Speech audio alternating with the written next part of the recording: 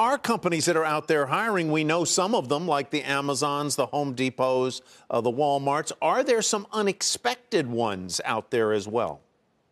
There's several unexpected ones, especially over the last few weeks that we've been seeing. People talk about healthcare being a big beneficiary of the COVID crisis in the sense that they were keeping jobs and looking for jobs. However, we saw some of the biggest declines in non-critical healthcare. And for the first time in several weeks, with a lot of the states opening up and easing restrictions, a growth in non-critical care jobs. We're seeing growth in COVID tracers. You might wonder what that means. It's companies and municipalities and governments that are looking in order to understand if somebody has COVID, who they interacted with, where did they go, and really trace their steps. And then the ones that we've continued to see over the past few weeks really hold steady, surprisingly, has been in the financial space, mortgage brokers, anything having to do with really a lot of the refinancing, buying homes. We've seen a lot of those brokers maintain a healthy appetite for hiring. You know, I see in my note, top industries hiring now include the below: administrative and support and waste management. Second is the retail trade. That would shock almost anybody.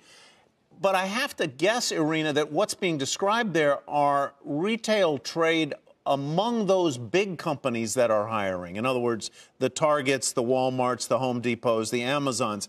Because if you looked across the broad swath of the retail trade, I just cannot believe that retailers are really hiring, unless it's in those states where things are reopening slowly. It's both, Tyler, you hit it on the head. It's the CVSs, the Walmarts, the Targets, the big box retailers have been hiring pretty consistently, along with the logistic companies of truckers and delivery people, food delivery workers are continuously been looking for. However, one of the things that we've seen really change is the unemployment number, of course, shocking, with giving away our 10-year job growth in 1 month. However, one of the things that we've seen from a positive perspective is that with states slowly opening up, for the first time in weeks, we're actually seeing job posting grow in a few states. In Pennsylvania, in Kentucky, in California, in Illinois, it's not positive, obviously, but actually just inching towards less negative. In the U.S., for the first time across the entire country, the rate of decline slowed to about 2%.